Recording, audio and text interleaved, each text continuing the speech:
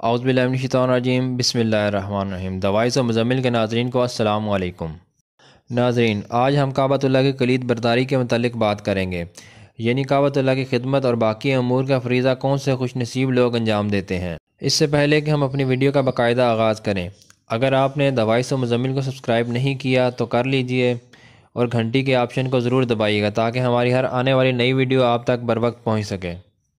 ناظرین اکرام، زمانہ جاہلیت میں کعبۃ اللہ کی خدمت کا فریضہ نبی پاک صلی اللہ علیہ وسلم کے دادا قصہ بن کلاب کے بیٹے عبدالدار کی اولاد سر انجام دیتی رہی ہے۔ حضرت عثمان بن طلحہ فرماتے ہیں کہ ہم زمانہ جاہلیت میں کعبۃ اللہ کا دروازہ ہر پیر اور جمعرات کو کھولا کرتے تھے۔ ایک دن نبی پاک صلی اللہ علیہ وسلم نے لوگوں کے ساتھ کعبۃ اللہ میں داخل ہونا چاہا تو میں نے کعبۃ اللہ کا دروازہ بند کر دیا اور آپ صلی اللہ علیہ وسلم پر سختی کی۔ آپ صلی اللہ علیہ وآلہ وسلم نے فرمایا، اے عثمان، عنقریب یہ چابی تم میرے ہاتھ میں دیکھو گے اور میں جس کے ہاتھ میں چاہوں گا یہ چابی رکھ دوں گا۔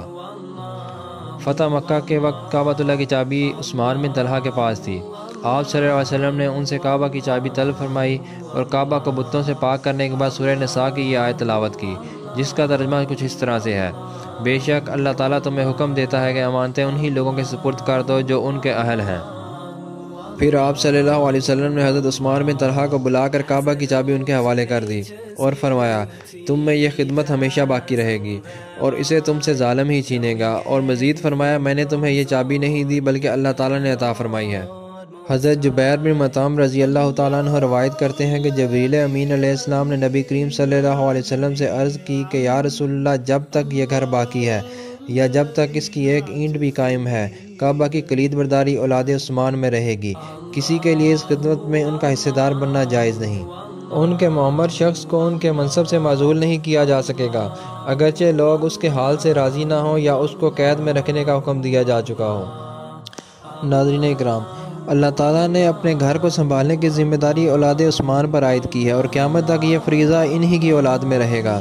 اس کے علاوہ کسی کے لیے بھی اس خدمت میں حصہ دار بننا جائز نہیں، یہاں تک کہ کعبہ کی کلید برداری کے منصب پر موجود شخص کو اس کی زندگی میں معزول نہیں کیا جا سکتا۔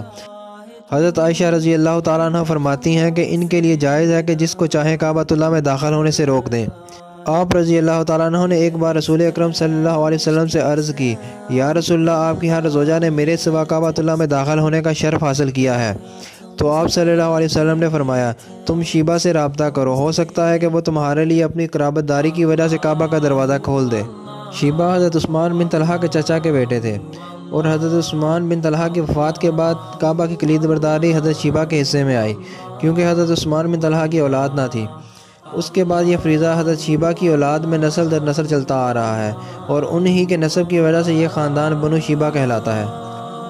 کعبۃ اللہ پر چڑھائے جانے والے نذرانوں کے بارے میں ایک شخص نے امیر المؤمنین حضرت عمر رضی اللہ تعالیٰ عنہ سے سوال کیا تو آپ رضی اللہ تعالیٰ عنہ نے فرمایا، یہ انہی کے لیے ہے کیونکہ نبی کریم صلی اللہ علیہ وسلم نے ان کو منع نہیں فرمایا۔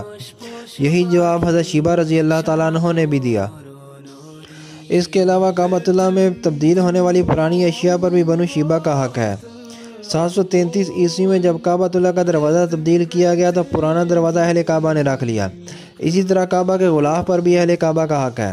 ایک بار نبی پاک صلی اللہ علیہ وسلم نے فرمایا، تم بیت اللہ کا احترام کرو اور اس کی کلید برداری کا بھی احترام کرو۔ اللہ تعالیٰ مجھے اور آپ کو اپنے گھر کی حاضری کا شرف عطا فرمائے، آمین۔ اگر آپ کو یہ ویڈیو اچھی لگے تو لائک کریں، شیئر کریں اور کمنٹ ضرور کریے گا۔ اللہ حافظ۔